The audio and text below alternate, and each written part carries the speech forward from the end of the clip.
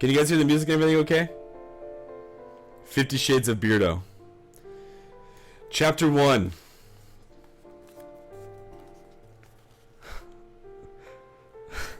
God damn it. Chapter 1. I scowl with frustration at myself in the mirror. Damn my hair. It just won't behave.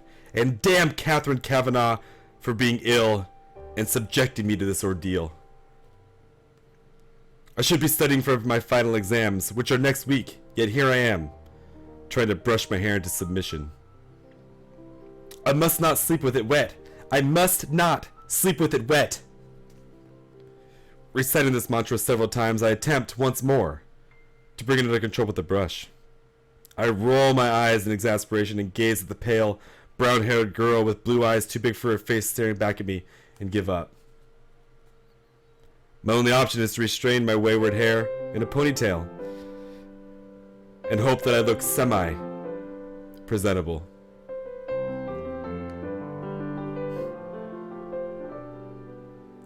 Kate is my roommate, and she has chosen today of all days to succumb to the flu. Therefore, she cannot attend the interview she'd arranged to do with some mega industrialist tycoon I've never heard of for the student newspaper. So I have been volunteered. I have final exams to cram for and one essay to finish. And I was supposed to be working this afternoon, but no! Today I have to drive 165 miles to downtown Seattle in order to meet the enigmatic CEO of Gray Enterprises Holdings Incorporated. As an exceptional entrepreneur and major benefactor of a university, his time is extraordinarily precious. Much more precious than mine.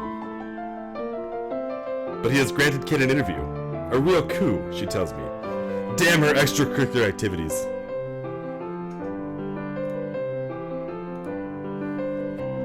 Kate is huddled on the couch in the living room. Anna, I'm sorry. It took me 9 months to get this interview. It will take another 6 to reschedule, and we'll both have graduated by then. As the editor, I can't blow this off, please. Kate begs me, in her rasping, sore throat voice. How does she do it? Even ill, she looks gamine and gorgeous, strawberry blonde hair in place and green eyes bright. Although now red-rimmed and runny, I ignore my pang of unwelcome sympathy.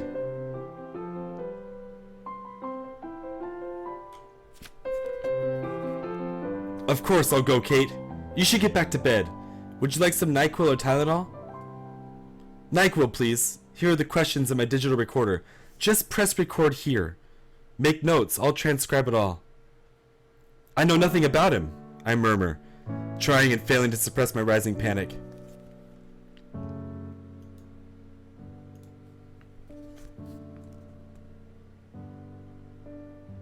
The questions will see you through. Go! It's a long drive. I don't want you to be late. Okay, I'm going. Get back to bed. I made you some soup to heat up later. I stare at her fondly. Only for you, Kate, would I do this. Only for you. I will. Good luck, and thanks, Anna. As usual, you're my lifesaver. Gathering my backpack, I smile wryly at her, then head out the door to her car. I cannot believe I have let Kate talk me into this. But then Kate can talk anyone into anything. She'll make an exceptional journalist. She's articulate, strong, persuasive, argumentative, beautiful, and she's my dearest, dearest friend. The roads are clear as I set off from Vancouver, Washington toward Interstate 5. It's early. I don't have to be in Seattle until 2 this afternoon. Fortunately, Kate has lent me her sporty Mercedes CLK. I'm not sure Wanda, my old VW Beetle, would make the journey in time. Oh, the Merc is a fun drive, and the miles slip away as I hit the pedal to the metal. My destination is the headquarters of Mr. Gray's global enterprise. It's a huge, 20-story office building, all curved glass and steel, an architect's utilitarian fantasy. With Gray House written when I arrive, greatly relieved. Glass, steel, and white sandstone lobby. Behind the solid sandstone desk, a very attractive, groomed, young blonde woman smiles pleasantly at me. She's wearing the sharpest charcoal suit jacket and white shirt I have ever seen. She looks immaculate. I'm here to see Mr. Gray. Anastasia Steele for Catherine Kavanaugh? Excuse me one moment, Miss Steele. She arches her eyebrow as I stand self-consciously before her. I'm beginning to wish I'd borrowed one of Kate's formal blazers, rather than worn my navy blue jacket. I have made an effort and worn my one and only skirt, my sensible brown knee-length boots, and a blue sweater. For me, this is smart. I tuck one of the escaped tendrils of my hair behind my ears and pretend she doesn't intimidate me. Miss Kavanaugh is expected. Please sign in here, Miss Steele. You'll want the last elevator on the right, press for the 20th floor. She smiles kindly at me, amused no doubt as I sign in. She hands me a security pass that is visitor firmly stamped on the front. I can't help my smirk. Surely it's obvious that I'm just visiting. I don't fit in here at all. Nothing changes. I inwardly sigh. Nothing changes. Thanking her, I walk over to the bank of elevators and past the two security men, who are both far more smartly dressed than I am in their well-cut black suits. The elevators whisk me at terminal velocity to the 20th floor. The doors slide open, and I'm in another large lobby. Again, all glass steel and white sandstone. I'm confronted by another desk of sandstone and another young blonde woman, this time dressed impeccably in black and white, who rises to greet me. Miss Steele, could you wait here, please? She points to a seated area of white leather chairs. Behind the leather chairs is a spacious glass-walled meeting room with an equally spacious dark-wood table and at least 20 matching chairs around it. Beyond that, there was a floor-to-ceiling window with a view of the Seattle skyline that looks out through the city toward the Sound. It's a stunning vista, and I'm momentarily paralyzed by the view. Wow. I sit down, fish the questions from my backpack and go through them, inwardly cursing Kate for not providing me with a brief biography. I know nothing about this man, and I'm to interview him? He could be 90, or he could be 30. The uncertainty is galling and my nerves resurface, making me fidget. I've never been comfortable with one-on-one interviews, preferring the anonymity of a group discussion where I can sit inconspicuously at the back of the room. To be honest, I prefer my own company, reading a classic British novel, curled up in a chair in the campus library. Not sitting twitching nervously in a colossal glass and stone edifice. I roll my eyes at myself. Get a grip, Steele. Judging from the building, which is too clinical and modern, I guess Gray is his 40s, fit, tanned, and fair-haired to match the rest of the personnel. Another elegant, flawlessly dressed blonde comes out of a large door to the right. What is it with all the immaculate blondes? It's like Stepford here. Taking a deep breath, I stand up. Miss Steele, the latest blonde asks. Yes. I croak and clear my throat. Yes. There, that sounded more confident. Mr. Gray will see you in a moment. May I take your jacket? Oh, please. I struggle out of the jacket. Have you been offered any refreshment? No. Oh, dear. Is blonde number 1 in trouble? Blonde number 2 frowns and eyes the young woman at the desk. Would you like tea, coffee, water? She asks, turning her back to me. A glass of water. Thank you, I murmur. Olivia, please fetch Miss Steele a glass of water. Her voice is stern. Olivia scoots and hurries to the door on the other side of the foyer. My apologies, Miss Steele. Olivia is our new intern. Please be seated. Mr. Gray will be another 5 minutes. Olivia returns with a glass of iced water. Here you go, Miss Steele. Thank you. Blonde number 2 marches over to the large desk, her heels clicking and echoing on the sandstone floor. She sits down, and they both continue their work. Perhaps Mr. Gray insists on all his employees being blonde. I'm wondering idly if that's legal when the office door opens and a tall, elegantly dressed, attractive African-American woman with short dreads exits. I have definitely worn the wrong clothes today. He turns and says through the door, Golf this week, Gray? I don't hear the reply. He turns, sees me and smiles, his dark eyes crinkling at the corners.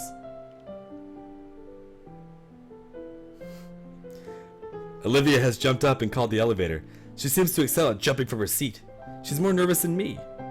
Good afternoon, ladies, he says as he departs through the sliding door. Mr. Gray will see you now, Miss Steele. Do go through, blonde number 2 says. #boner. Oh my god. Are you serious right now? Kamikaze? I'm a professional reader now. I just got paid to read. I'm a professional reader.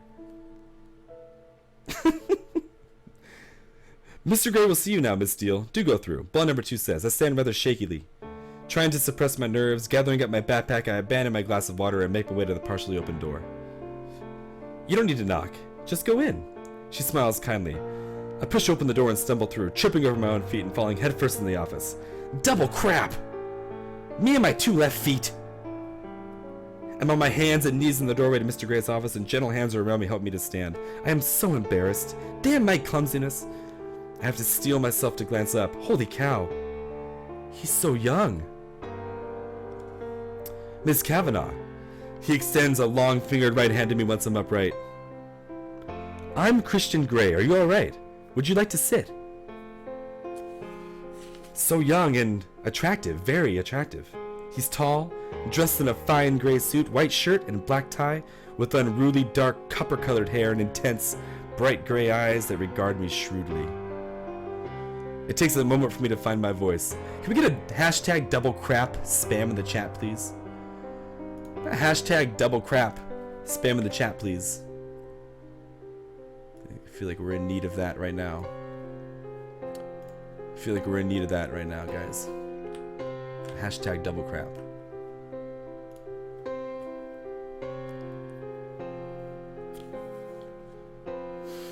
Oh my god. Actually, I mutter, if this guy is over 30, then I'm a monkey's uncle. In a daze, I place my hand in his and we shake. As our fingers touch, I feel an odd, exhilarating shiver run through me. I withdraw my hand hastily, embarrassed. It must be static. I blink rapidly, my eyelids matching my heart rate. Miss Kavanaugh is indisposed, so she sent me. I hope you don't mind, Mr. Gray. And you are? His voice is warm, possibly amused, but it's difficult to tell from his impassive expression. He looks mildly interested, but, above all, polite. Anastasia Steele. I'm studying English literature with Catherine, Miss Kavanaugh, at WSU Vancouver. I see, he says simply. I think I see the ghost of a smile in his expression, but I'm not sure. Would you like to sit? He waves me towards an L-shaped white leather couch. His office is way too big for just one man. In front of the floor-to-ceiling windows, there's a modern dark wood desk that 6 people can comfortably eat around. Crap. Oh my god. It matches the coffee table by the couch. Everything else is white, ceiling, floors, and walls except for the walls by the door, where a mosaic of small paintings hang, 36 of them arranged in a square. They are exquisite. A series of mundane, forgotten objects painted in such precise detail that they look like photographs. Displayed together, they are breathtaking.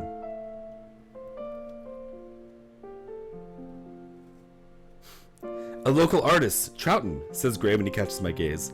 They're lovely. Raising the ordinary to extraordinary, I murmur, distracted both by him and the paintings. He cocks his head to one side and regards me intently. I couldn't agree more, Miss Steele, he replies, a soft voice, and for some inexplicable reason I find myself blushing.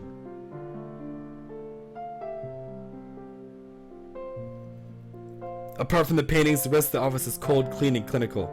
I wonder if it reflects the personality of the Adonis, who sinks gracefully into one of the white leather chairs opposite me. I shake my head, disturbed at the direction of my thoughts, and retrieve Kate's questions from my backpack. Next, I set up the digital recorder and am all fingers and thumbs, dropping it twice on the coffee table in front of me. Double crap. Mr. Gray says nothing, waiting patiently, I hope, as I become increasingly embarrassed and flustered. When I pluck up the courage to look at him, he's watching me, one hand relaxed in his lap, and the other cupping his chin, trailing his index finger along his lips. I think he's trying to suppress a smile. Sorry, I stutter. I'm not used to this. Take all the time you need, Miss Steele. Do you mind if I record your answers? After you've taken so much trouble to set up the recorder. You ask this of me now? I flush. He's teasing me. I hope. I blink at him, unsure what to say, and I think he takes pity on me because he relents. No, I don't mind. Did Miss Kavanaugh explain what the interview was for? Yes, to appear in the graduation issue of the student newspaper, as I shall be conferring the degrees of this year's graduation ceremony. Oh, this is news to me, and I'm temporarily preoccupied by the thought that someone not much older than me, okay, maybe 6 years or so, and okay, mega successful, but still, is going to present me with my degree. I frown, dragging my wayward attention back to the task at hand.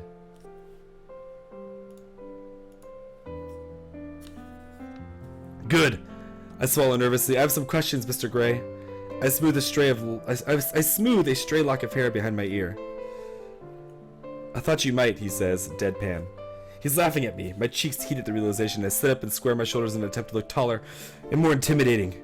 Pressing the start button on the recorder, I try to look professional. You're very young to have amassed such an empire. To what do you owe your success? I glance up at him. His smile is rueful, but he looks vaguely disappointed. Business is all about people, Miss Steele, and I'm very good at judging people. I know how they tick, what makes them flourish, what doesn't, what inspires them, and how to incentivize them. I employ an exceptional team, and I reward them well. He pauses and fixes me with his gray stare. My belief is to achieve success in any scheme one has to make oneself master of that scheme. Know it inside and out, know every detail. I work hard, very hard to do that. I make decisions based on logic and facts. I have a natural gut instinct that can spot and nurture a good solid idea in good people.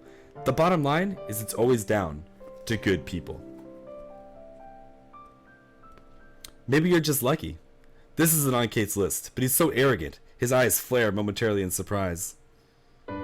I don't subscribe to luck or chance, Miss Steele. The harder I work, the more luck I seem to have. It really is all about having the right people on your team and directing their energies accordingly. I think it was Harvey Firestone who said, "The growth and development of people is the highest calling of leadership." You sound like a control freak. The words were out of my mouth before I could stop them.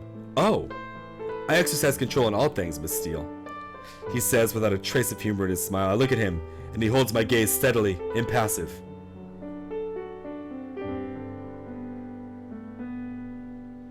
My heartbeat quickens and my face flushes again. Why does he have such an unnerving effect on me? His overwhelming good looks, maybe? The way his eyes blaze at me? The way he strokes his index finger against his lower lip? I wish he'd stop doing that. Can we get an ACC spam for the lower lip? Get an ACC spam for the lower lip, please. Besides, immense power is acquired by assuring yourself in your secret reveries that you were born to control things. He continues, his soft voice. Do you feel that you have immense power? Control freak. I employ over 40,000 people, Miss Steele.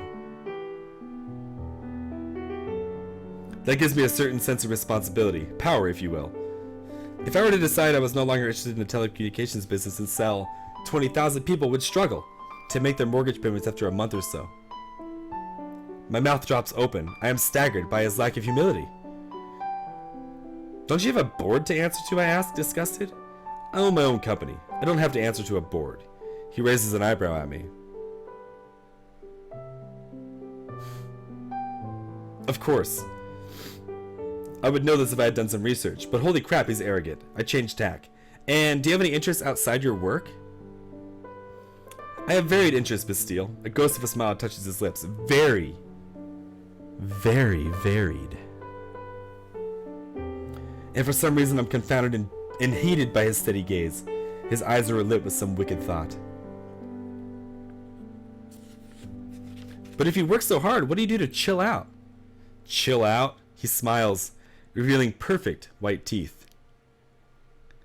I stop breathing. He really is beautiful. No one should be this good looking. Well, to chill out, as you put it, I sail, I fly, I indulge in various physical pursuits. He shifts in his chair. I'm a very wealthy man, Miss Steele, and I have expensive and absorbing hobbies. I glance quickly at Kate's questions, wanting to get off the subject. You invest in manufacturing. Why, specifically, I ask. Why does it make me so uncomfortable?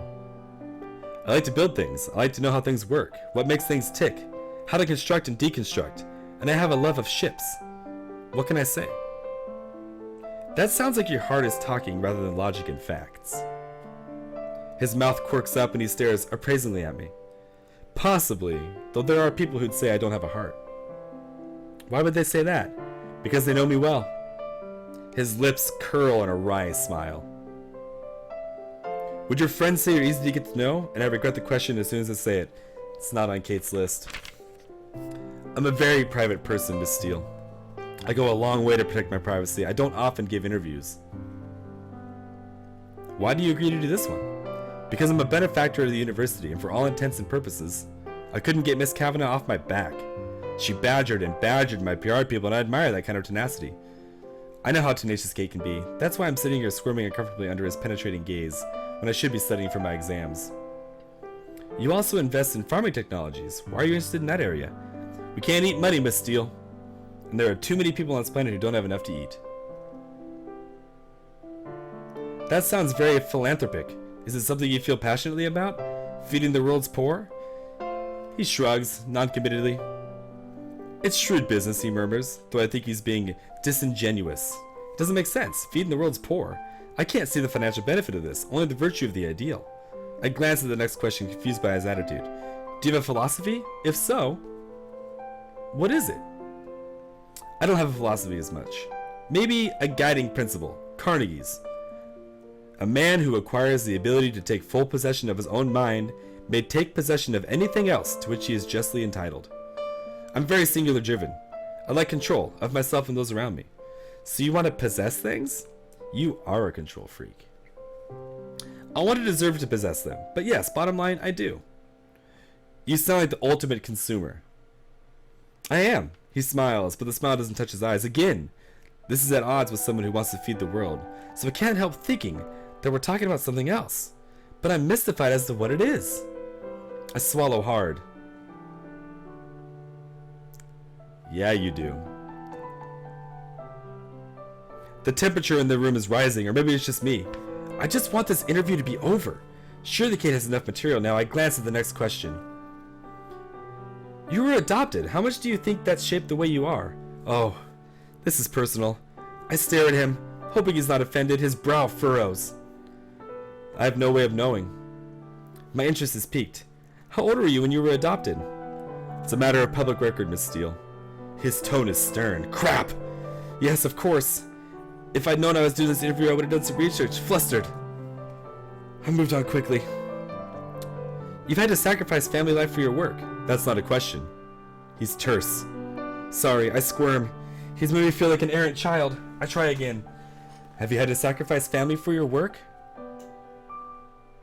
I have a family. I have a brother and a sister and 2 loving parents. I'm not interested in extending my family beyond that. Are you gay, Mr. Gray? He inhales sharply and I cringe, mortified. Crap! Why didn't I input some kind of filter before I read this straight out? How can I tell him I'm just reading the questions? Damn Kate and her curiosity!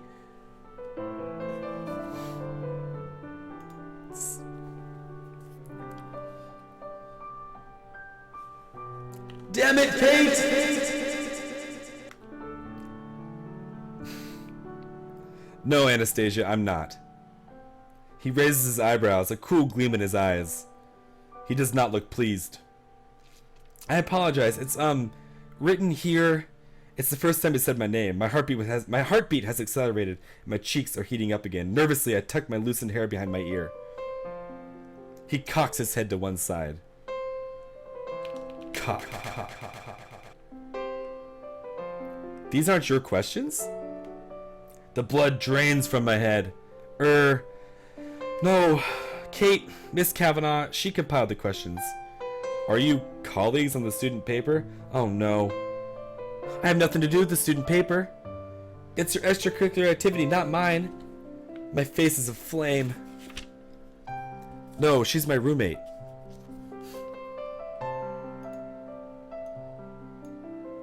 No, she's my roommate. He rubs his chin in quiet deliberation, his gray eyes appraising me. Did you volunteer to do this interview? He asks, his voice deadly quiet. Hang on. Who's supposed to be interviewing whom? His eyes burn into me, and I'm compelled to answer with the truth. I was drafted. She's not well.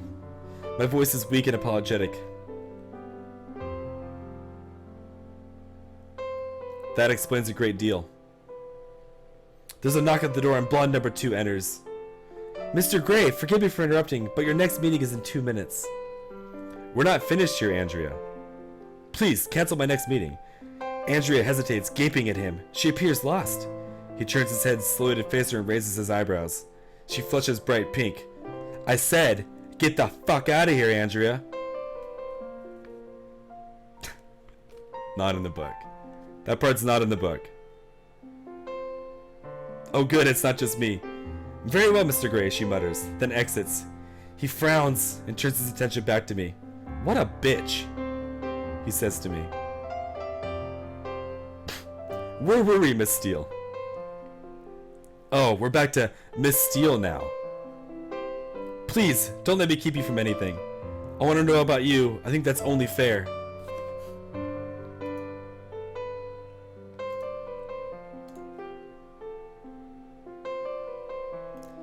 I think that's only fair. His eyes are alit with curiosity. Jagru. Oh my god. Welcome back, dude. Welcome back, dude. Thank you for that sub. Oh my god. You guys are ridiculous. You're all ridiculous. Thank you so much for that sub, dude. Alright, Jagru, welcome back, man. It's good to see you, buddy. It's hot in here. Alright, back to the book.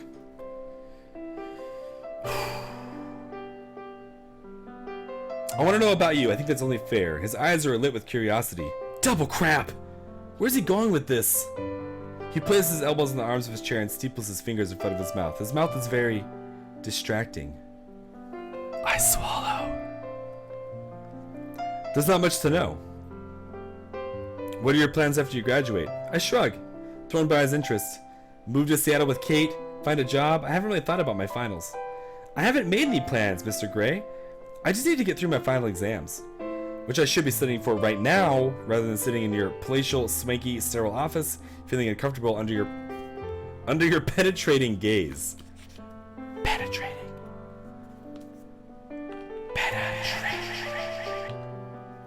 We run an excellent internship program here, he says quietly. I raise my eyebrows in surprise. Is he offering me a job? Oh, I'll bear that in mind, I murmur, confounded. Though I'm not sure I'd fit in here. Oh no, I'm musing out loud again. Why do you say that? He tilts his head to one side, intrigued, a hint of a smile playing on his lips. It's obvious, isn't it? I'm uncoordinated, scruffy, and I'm not blonde. Not to me. His gaze is intense, all humor gone, and strange muscles deep in my belly clench suddenly. Oh, really? Oh. Alright. I tear my eyes away from his scrutiny and stare blindly down at my knotted fingers. What's going on here? I have to go, now. I lean forward to retrieve the recorder. Would you like me to show you around? He asks. I'm sure you're far too busy, Mr. Gray, and I do have a long drive. You're going back to Vancouver? He sounds surprised, anxious even. He glances out of the window. It's begun to rain. Well, you'd better drive carefully. His tone is stern, authoritative. Why should he care? Did you get everything you need?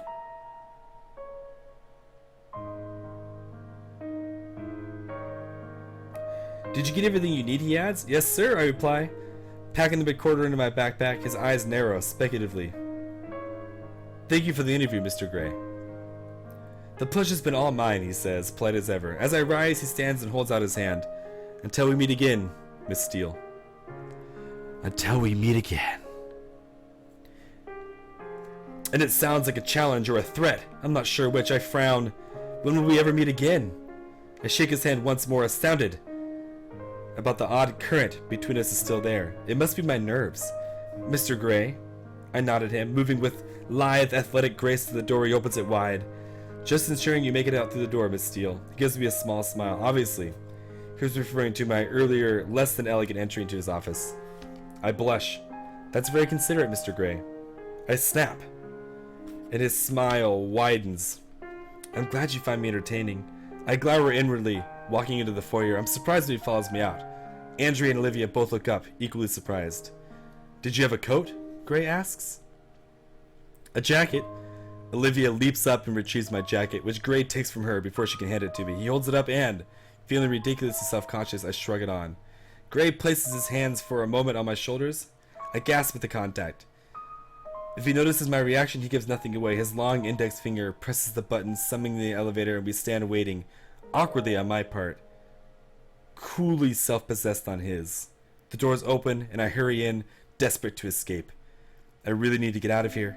When I turn to look at him, he's gazing at me and leaning against the doorway beside the elevator with one hand on the wall.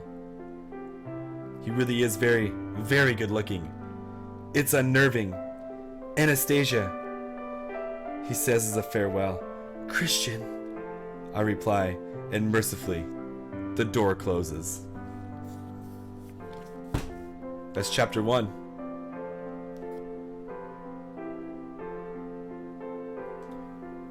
Do we read chapter 2, my friends? Do we read chapter 2, my friends?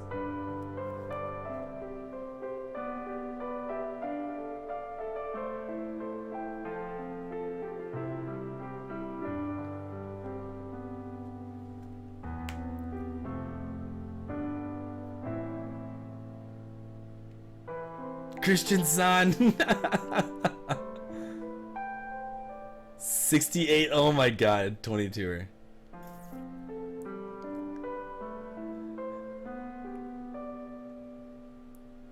All right. Let me see how many pages it is really quick.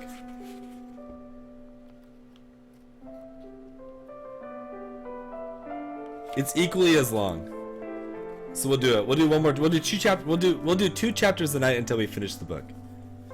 And again, for those of you just coming into the stream, the reason we're doing this is because the community was generous enough to support me. We hit our Patreon goal and we hit our sub goal, our Twitch sub goal. And my thing was, if we hit that goal, which I never thought we would, I'll read this book out loud. And now we're doing it. So that's why we did it. The next goal, if we do hit it, is I have to wear a dress in downtown Portland. So, yeah. So there you go. That's what we're doing.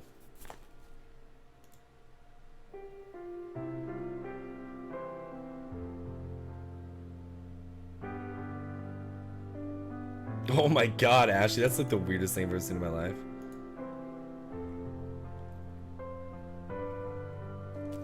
Alright, are we ready? Now you can't go back to bed. Chapter 2.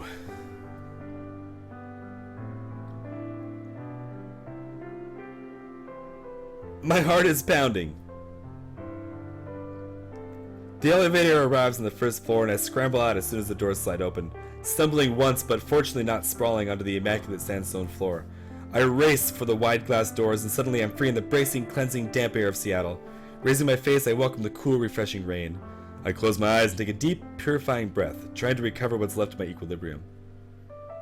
No man has ever affected me the way Christian Grey has, and I cannot fathom why. Is it his looks, his civility, wealth, power? I don't understand my irrational reaction. I breathe an enormous sigh of relief. What in heaven's name was that all about? Leaning against one of the steel pillars of the building, I valiantly attempt to calm down and gather my thoughts. I shake my head. What was that? One of the best streams I've seen. Sorry if I laugh a lot. Oh my god, Jagru, thank you, dude. My heart steadies to its regular rhythm, and when I can breathe normally again, I head for the car.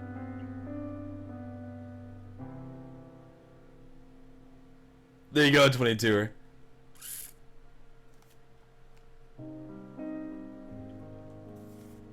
Oh my god. As I leave the city limits behind, I begin to feel foolish and embarrassed as I replay the interview in my mind. Surely I'm overreacting to something that's imaginary. Okay, so he's very attractive, he's confident, commanding, at ease with himself. But on the flip side, he's arrogant, and for all his impeccable manners, he's autocratic and cold. Double crap. Well, on the surface, an involuntary shiver runs down my spine. He may be arrogant, but then he has a right to be. He's accomplished so much at such a young age. He doesn't suffer fools gladly. But why should he? Again, I'm irritated that Kate didn't give me a brief biography. While cruising towards Interstate 5, my mind continues to wander. I'm truly perplexed as to what makes someone so driven to succeed. Some of his answers were so cryptic, as if he had a hidden agenda. And Kate's questions, ugh! The adoption and asking him if he was gay? I shudder. I can't believe I said that. Ground, swallow up now. Every time I think of that question in the future, I will cringe with embarrassment. Damn Captain Kavanaugh! I check the speedometer. I'm driving more cautiously than I would on any other occasion, and I know it's the memory of those penetrating gray eyes gazing at me and a stern voice telling me to drive carefully. Shaking my head, I realize that Gray's more like a man twice his age. Forget it, Anna! I scold myself. I decide that all in all, it's been a very interesting experience. But I shouldn't dwell on it. Put it behind you. I never have to see him again. I'm immediately cheered with the thought. I switch on the stereo and turn the volume up loud, sit back and listen to thumping indie rock music as I press down on the accelerator. As I hit I-5, I realize I can drive as fast as I want.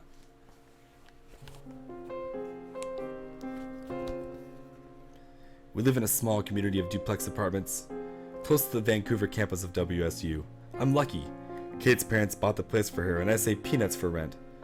It's been home for 4 years now. As I pull up outside, I know Kate is going to want a blow-by-blow account. And she is tenacious. Well, at least she has the digital recorder. I hope I won't have to elaborate much beyond what was said during the interview. Anna, you're back! Kate sits in our living area surrounded by books. She's clearly been studying for finals. She's still in her pink flannel pajamas decorated with cute little rabbits. The ones she reserves for the aftermath of breaking up with boyfriends, for assorted illnesses, and for general moody depression. She bounds up to me and hugs me hard. Excuse me. I was beginning to worry. I expected you back sooner. Oh, I thought I'd make good time considering the interview ran over. I waved the digital recorder at her. Anna, thank you so much for doing this. I owe you. I know. How was it? What was he like? Oh no, here we go. The Catherine Kavanaugh Inquisition.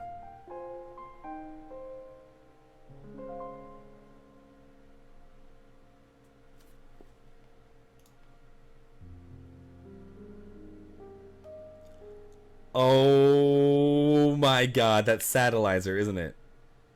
Well, no, I'm keeping that gif.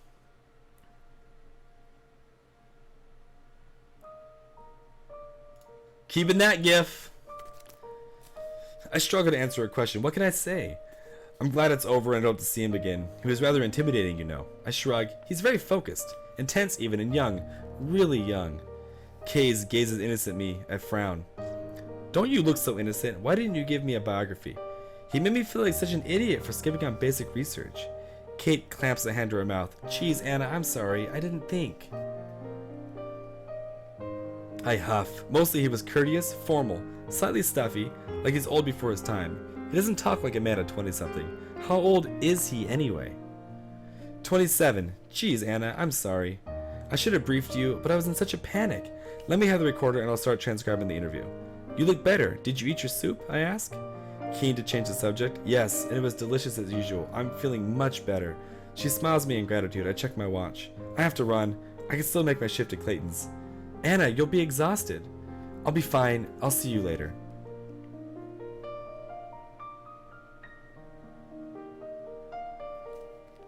I've worked at Clayton since I started at WSU. It's the largest independent hardware store in the Portland area, and over the 4 years I've worked here, I've come to know a little bit about mostly everything we sell. Although ironically, I'm crap at any DIY. I'll leave all that to my dad. He's my dad. He's so good at projects. He's such a DIY man. He's my dad. He fixes everything. He puts the D in DIY. He puts the dad in DIY. I'm glad I can make my shift as it gives me something to focus on that isn't Christian Grey. We're busy. It's the start of the summer, and folks are redecorating their homes. Mrs. Clayton looks relieved to see me.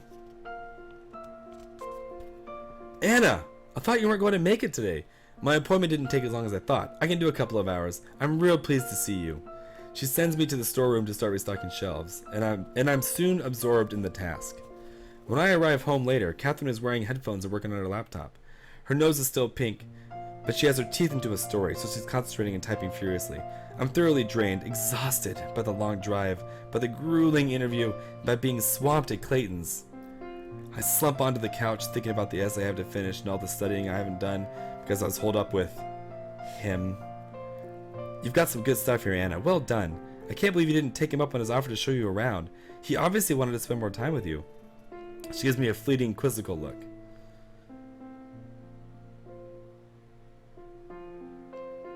I flush, and my heart rate inexplicably increases. That wasn't the reason, surely. He just wanted to show me around so I could see that he was lord of all he surveyed. I realize I'm biting my lip, and I hope Kate doesn't notice, but she seems absorbed in her transcription. I hear what you mean about formal. Did you take any notes? She asks. No, I didn't. That's fine. I can still make a fine article with this. Shame we don't have some original steals. Good-looking son of a bitch, isn't he? I suppose so. I try hard to sound disinterested, and I think I succeed. Oh, come on, Anna. Even you can't be immune to his looks. She arches a perfect eyebrow at me. Crap! I feel my cheeks heating, so I distract her with flattery. Always a good ploy. You probably would have got a lot more out of him. I doubt that, Anna. Come on. He practically offered you a job. Given that I foisted this on you at the last minute, you did very well. She glances up at me speculatively, and I make a hasty retreat into the kitchen. So what did you really think of him? Damn, she's inquisitive. Why can't she just let this go? Think of something, quick. He's very driven, controlling, arrogant, scary, but very charismatic. I can understand the fascination. I add truthfully, hoping this will shut her up once and for all. You? Fascinated by a man? That's a first, she snorts. I start gathering the makings of a sandwich so she can't see my face. Why did you want to know if he was gay? Incidentally, that was the most embarrassing question. I was mortified. And he was pissed to be asked, too. I scowl at the memory. Whenever he's in the society pages, he never has a date. It was embarrassing. The whole thing was embarrassing. I'm glad I'll never have to lay eyes on him again. Oh, Anna, it can't have been that bad. I think he sounds quite taken with you. Taken with me? Now Kate's being ridiculous. Would you like a sandwich? Please. We talk no more of Christian Grey that evening, much to my relief. Once we've eaten, I'm able to sit at the dining table with Kate, and, while she works on her article, I work on my essay on tests of the Dubourg. Essay on tests of the Dubourg. Damn, that woman was in the wrong place at the wrong time in the wrong century. By the time I finish, it's midnight. Kate has long since gone to bed. I make my way to my room exhausted, but pleased that I've accomplished so much for a Monday. I curl up in my white iron bed, wrap my mother's quilt around me, close my eyes, and I'm instantly asleep. That night I dream of dark places, bleak, cold white floors, and gray eyes.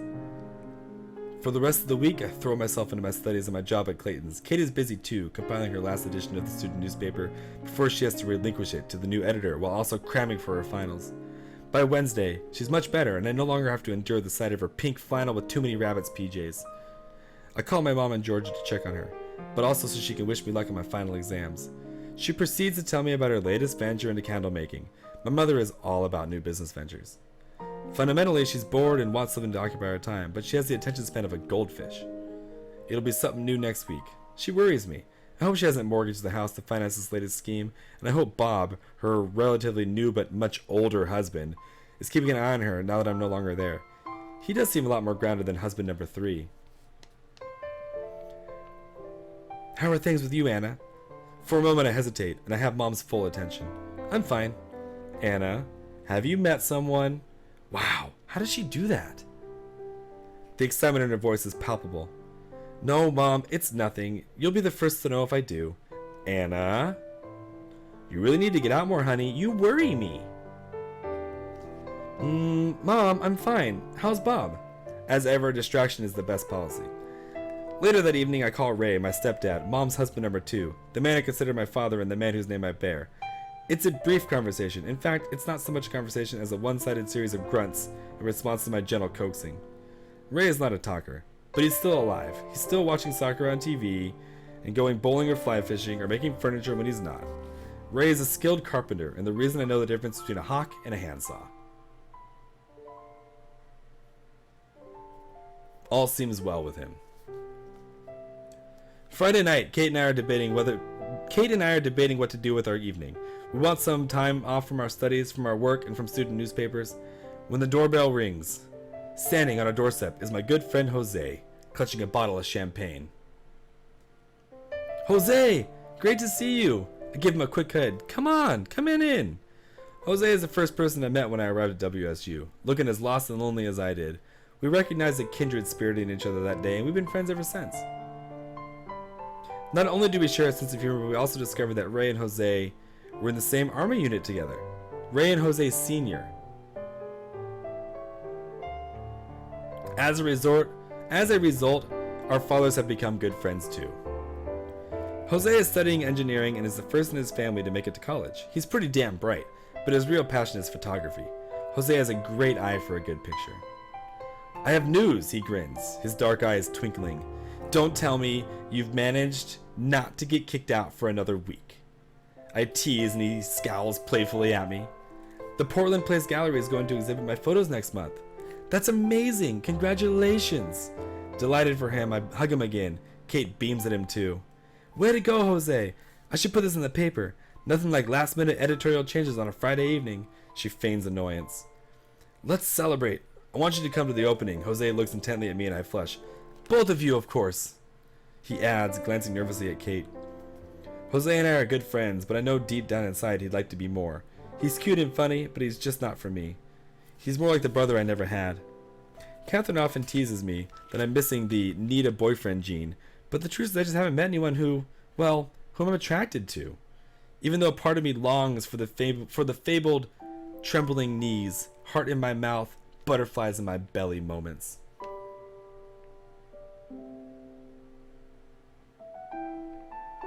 Sometimes I wonder if there's something wrong with me. Perhaps I've spent too long in the company of my literary romantic heroes, and consequently my ideals and expectations are far too high. But in reality, nobody's ever made me feel like that. Until very recently. The unwelcome, still small voice of my subconscious whispers, "No!" I banish the thought immediately. I am not going there, not after that painful interview. Are you gay, Mr. Gray? I wince at the memory. I know I've dreamed about him most nights since then, but that's just to purge the awful experience from my system, surely.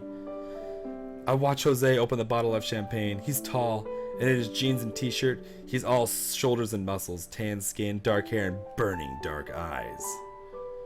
Yes, Jose's pretty hot, but I think he's finally getting the message. We're just friends. The cork makes its loud pop, and Jose looks up and smiles. Saturday at the store is a nightmare. We are besieged by do-it-yourselfers wanting to spruce up their homes. Mr. and Mrs.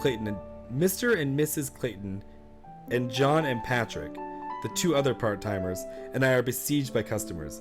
But there's a lull around lunchtime, and Mrs. Clayton asked me to check on some orders while I'm sitting behind the counter at the register, discreetly eating my bagel.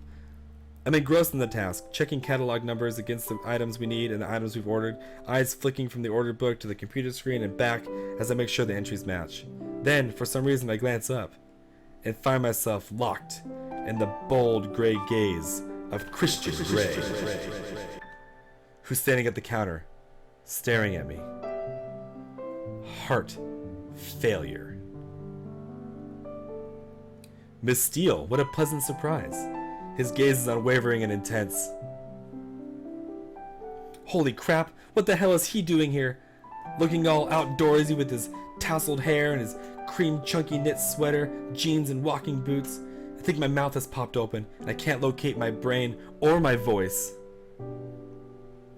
Mr. Gray, I whisper because that's all I can manage. There's a ghost of a smile on his lips and his eyes are alight with humor, as if he's enjoying some private joke.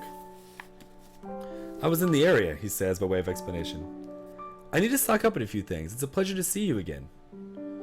Miss Steele. His voice is warm and husky like dark, melted chocolate fudge caramel. Or something. His voice is warm and husky like dark, melted chocolate fudge caramel. Dark, melted, chocolate fudge caramel.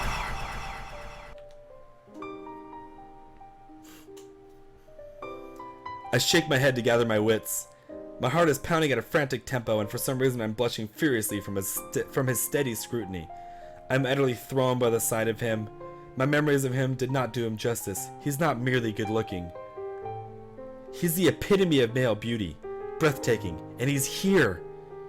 Here! In Clayton's hardware store. Go figure. Finally, my cognitive functions are restored and reconnected with the rest of my body. Anna. My name's Anna, I mutter. What can I help you with, Mr. Gray? He smiles, and again it's like he's privy to some big secret. It is so disconcerting. Taking a deep breath, I put on my professional, I've worked in this shop for years facade. I can do this. There are a few items I need. To start with, I'd like some cable ties. He murmurs, his expression both cool and amused. Cable ties? We stock various lengths. Shall I show you? I mutter, my voice soft and wavering. Get a grip, Steele. A slight frown mars Gray's rather lovely brow. Please, lead the way, Miss Steele, he says. I try for nonchalance as I come out from behind the counter, but really I'm concentrating hard on not falling over my own feet. My legs are suddenly the consistency of Jell-O. I'm so glad I decided to wear my best jeans this morning. They're with the electrical goods, aisle 8. My voice is a little too bright. I glanced at him and he read it immediately. Damn, he's handsome. After you, he murmurs, gesturing with his long-fingered, beautifully manicured hand. With my heart almost strangling me, because it's in my throat, I head down one of the aisles to the electrical section. Why is he in Portland? Why is he here at Clayton's? And from a very tiny, underused part of my brain, probably located at the base of my medulla oblongata, near where my subconscious dwells, comes the thought, he's here to see you. No way. I dismiss it immediately. Why would this beautiful, powerful, urbane man want to see me? The idea is preposterous, and I kick it out of my head. Are you in Portland on business, I ask, and my voice is too high, like I've got my fingers trapped in a door or something. Damn, try to be cool, Anna. I was visiting the WSU Farming Division. It's based in Vancouver. I'm currently funding some research there in crop rotation and soil science. He says matter-of-factly, see, not here to find you at all. My subconscious sneers at me, loud, proud, and pouty. I flush at my foolish, wayward thoughts. All part of your feed the world plan, I tease? Something like that. He acknowledges and his lips quirk up in half a smile. He gazes at the selection of cable ties we stock at Clayton's. What on earth is he going to do with those? I cannot picture him as a do-it-yourselfer at all. His fingers trail across the various packages displayed, and for some inexplicable reason, I have to look away. He bends and selects a packet. These will do, he says, with his oh-so-secret smile. Is there anything else? I'd like some masking tape. Masking tape? Are you redecorating? The words are out before I can stop them. Surely he hires laborers or has staff to help him decorate. No, not redecorating, he says quickly, then smirks, and I have the uncanny feeling that he's laughing at me. Am I that funny? Funny looking? This way, I murmur. Masking tape is in the decorating aisle. I glance behind me as he follows.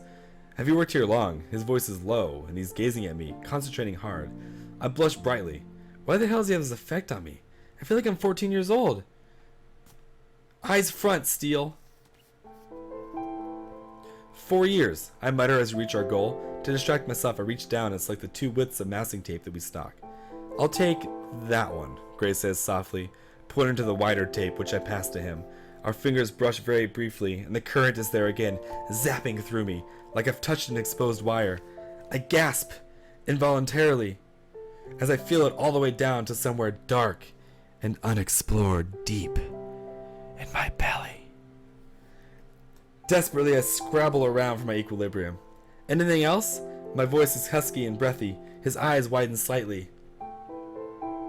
Some rope, I think. His voice mirrors mine, husky. This way, I duck my head down to hide my recurring blush and move toward the aisle. What sort were you after? We have synthetic and natural filament rope, twine, cable cord. I halt at his expression, his eyes darkening. Holy cow. I'll take 5 yards of the natural filament rope, please. Quickly, with trembling fingers, I measure out 5 yards against the fixed ruler, aware that his hot gray gaze is on me. I dare not look at him. Jeez, could I feel any more self-conscious? Taking my Stanley knife from the back pocket of my jeans, I cut it, then coil it neatly, before tying it in a slip knot. By some miracle, I managed not to remove a finger with my knife. Were you a Girl Scout? He asks, sculptured, sensual lips curled in amusement. Don't look at his mouth. Organized group activities aren't really my thing, Mr. Gray. He arches a brow. What is your thing, Anastasia? He asks, his soft voice and his secret smile is back. I gaze at him, unable to express myself. I'm on shifting tectonic plates. Try to be cool, Anna.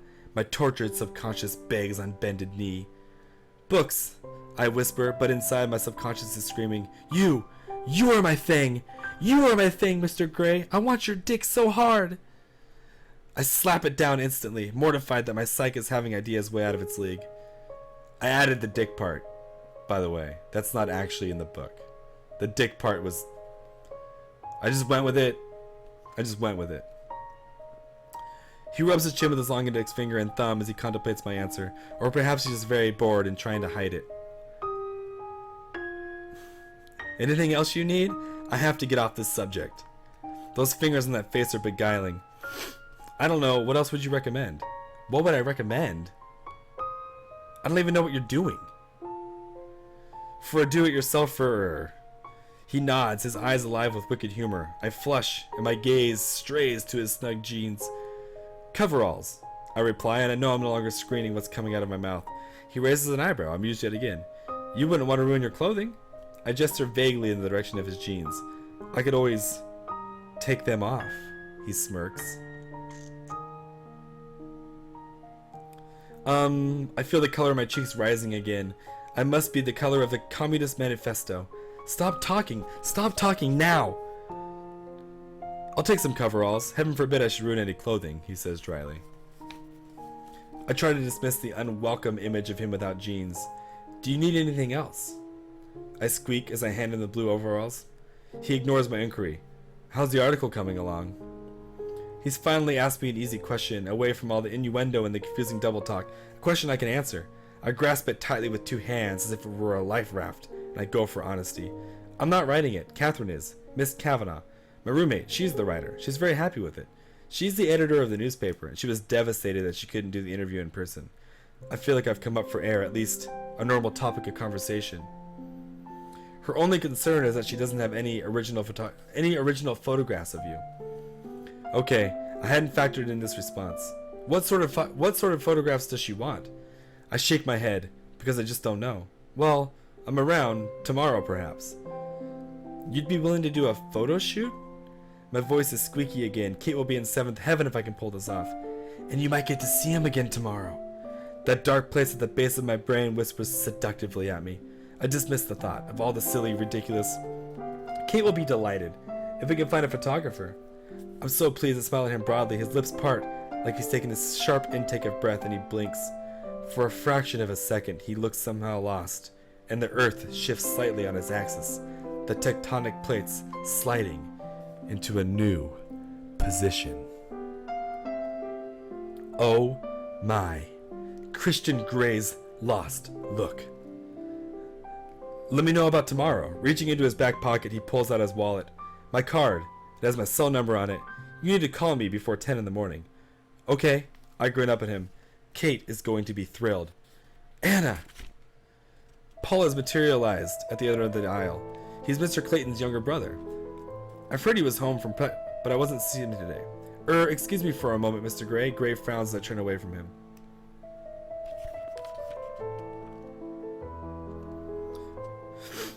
Excuse me for a moment, Mr. Gray. Gray frowns as I turn away from him.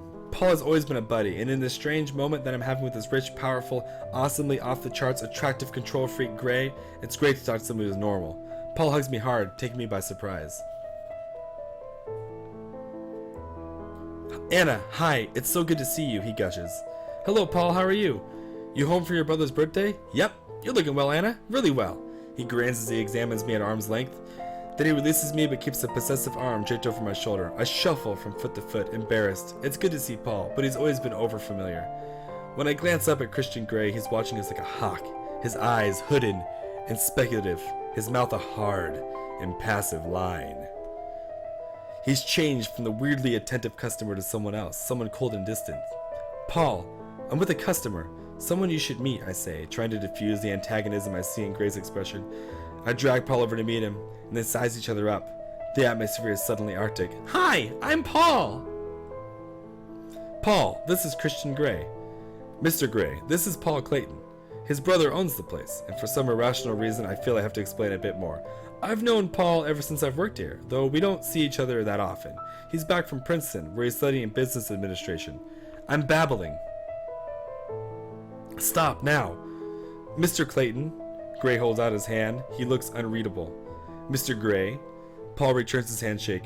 Wait up, not the Christian Gray of Gray Enterprises Holdings?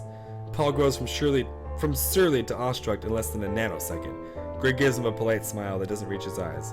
Wow, is there anything I can get you? Anastasia has it covered, Mr. Clayton. She's been very attentive. His expression is impassive, but his words, it's like he's saying something else entirely. It's baffling. Cool, Paul responds. Catch you later, Anna. Sure, Paul. I watch him disappear toward the stockroom. Anything else, Mr. Gray? Just these items. His tone is clipped and cool. Damn. Have I offended him? Taking a deep breath, I turn and head for the register. What is his problem? I ring up the rope, coveralls, masking tape, and cable ties. That will be $43, please. I glance up at Gray and wish I hadn't. He's watching me closely, intently. It's unnerving. Would you like a bag? I ask as I take his credit card. Please, Anastasia. His tongue caresses my name. Anastasia. I can hardly breathe. Hurriedly, I place his purchases in a plastic bag. You'll call me if you want to do the photo shoot. He's all business once more. I nod, rendered speechless yet again, and hand back his credit card. Good. Until tomorrow, perhaps. He turns to leave, then pauses. Oh! And Anastasia. I'm glad Miss Kavanagh couldn't do the interview. He smiles, then strides with renewed purpose out of the store, slinging the plastic bag over his shoulder, leaving me a quivering mass of raging female hormones. I spend several minutes staring at the closed door through which he's just left before I return to planet Earth. Okay, I like him. There, I've admitted it to myself. I cannot hide my feelings anymore. I've never felt it like this before. And I can't hide this feeling anymore. I find him attractive, very attractive. But it's a lost cause, I know, and I sigh with bittersweet regret. It was just a coincidence, his coming here, but still, I could admire him from afar, surely. No harm can come of that, and if I find a photographer, I can do some serious admiring tomorrow. I bite my lip in anticipation and find myself grinning like